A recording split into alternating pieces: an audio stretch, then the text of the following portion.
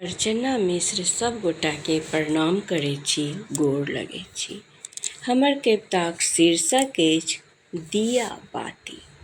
चमक रहल अछि घर आंगन, चहुदिस रोशनी अपन छटा पसारि रहल अछि। चहुदिस रोशनी अपन छटा पसारि रहल अछि।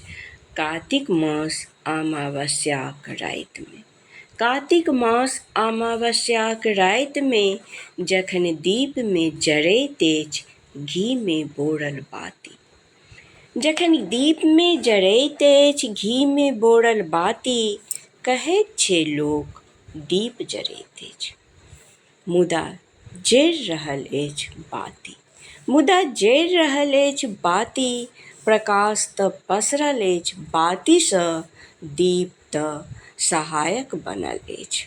दीप तऽ सहायक बनल अछि, अलौकिक तऽ करैत अछि बाती, जेना दुनूक सम्बन्ध जीवन साथीक। जेना दुनूक सम्बन्ध जीवन साथीक, पुरुष दीप स्त्रीगण बाती। एक दोसरक बिना दुनू अपूर्ण। एक दोसरक बिना दुनू अपूर्ण। अगर स्त्रीगण नहि तऽ घर घर नहि। दीप स्तंभ बनल रहैत छै तऽ बाती गगन चुमैत छै। दीप स्तंभ बनल रहैत छै तऽ बाती गगन चुमैत छै। एक दोसरक अंतरात्मामे प्रकाशक दीप जरबैत। नव उमंग संग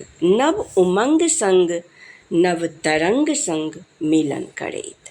नव उमंग संग नव तरंग संग मिलन करैत, सुख समृद्धिक कामना करैत चमक रहल अछि घर आंगन।